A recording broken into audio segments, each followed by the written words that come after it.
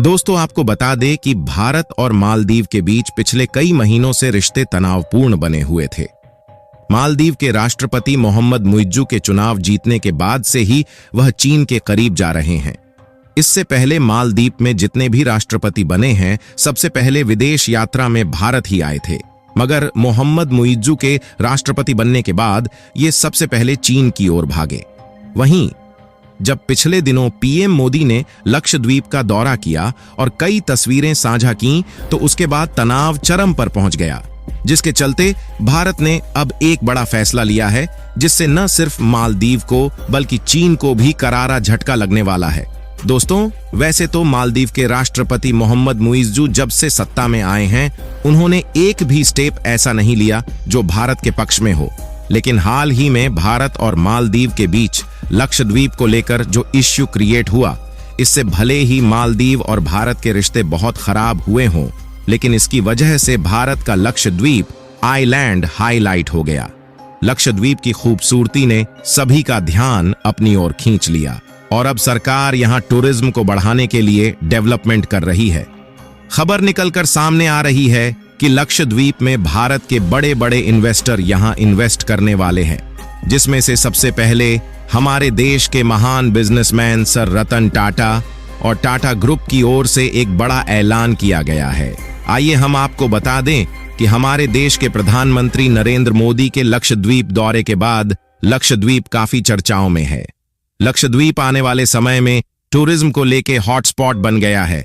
ऐसे में रतन टाटा ने इस आइलैंड को खास तोहफा देने का ऐलान कर दिया है। ग्रुप की इंडियन होटल्स कंपनी लक्षद्वीप में 3 ताज होटल खोलने का ऐलान कर दिया है।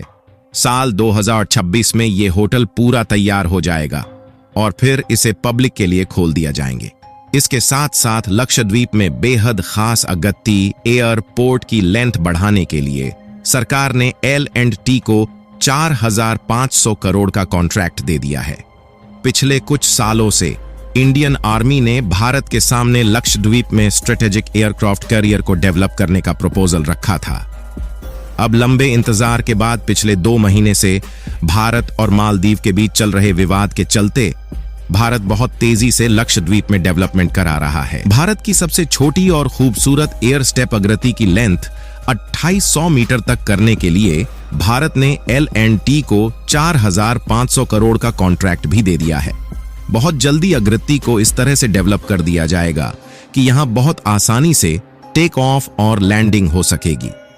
दोस्तों, वैसे तो ये सारी डेवलपमेंट लक्षद्वीप में टूरिज्म को बढ़ावा देने के लिए किया जा रहा है, लेकिन इस एयर स्टेप का यूज इंडियन नेवी भी कर पाएगी, जो कि इस वक्त भारत की सुरक्षा के लिए बहुत जरूरी भी है।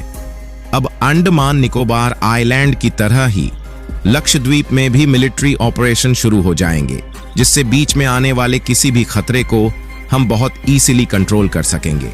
यहां तक कि दोस्तों, फ्लाइंग 19 और स्पाइस जेट जैसी एयरलाइन को अगरत्ती में ऑपरेट करने के लिए पहले ही मंजूरी दे दी गई है। वहीं पर इसी के साथ इंडिगो ने भी यहां पर अपने एयरक्राफ्ट चलाने के लिए इंटरेस्ट शो किया है, यानी कि बहुत जल्द इंडिगो को भी सरकार मंजूरी दे देगी। इसके अलावा सिर्फ अगरत्ती ही नहीं, बल्कि मिनीकॉय और ग्रीनफील्ड में भी भारत सरकार की हवाई अड्डा बनाने की प्लानिंग है। सबसे इंटरेस्टिंग बात यह है कि ये हवाई अड्डा बिल्कुल मालदीव के नजदीक पड़ेंगे। तो अगर इन फ्यूचर मालदीव में चीन किसी भी तरह से अपने मिलिट्री इंस्टॉल करता है, जो कि लगभग तय है, क्योंकि चीन पहले से ही मालदीव के एक पोर्ट को 50 साल के लिए लीज पर ले चुका है और हाल ही के डेवलपमेंट को देखते हुए चीन मालदीव में अपने मिलिट्री तैनात कर सकता है, तो ऐसी सिचुएशन में मालदीव के नजदीक हवाई अड्डा बनने से भारत को मिलिट्री हेल्प बहुत जल्द मिल पाएगी। इसके अलावा हमने आपको पहले भी जानकारी दी थी कि टाटा ग्रुप लक्षद्वीप के अंदर ताज होटल्स भी खोलने की तैयारी कर रहा है। टाटा ग्रुप के द्वारा 3 आइलैंड्स सुहेली, मिनीकॉय और कदमत में ताज रिजोर्ट बनाए जाएंगे।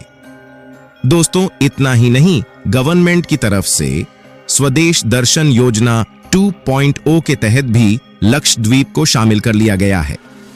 लक्षद्वीप में हो रहे डेवलपमेंट को देखकर आप समझ सकते हैं कि पूरी तरह से टूरिस्टर्स को मालदीव से लक्षद्वीप में शिफ्ट कर दिया जाएगा और भारत सरकार इसके लिए हर पॉसिबिलिटीज पर काम कर रही है।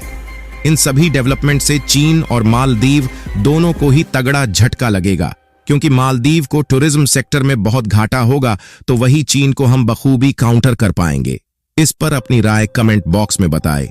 जय हिंद, जय भारत। अब मिलते हैं एक और इंटरेस्टिंग वीडियो में।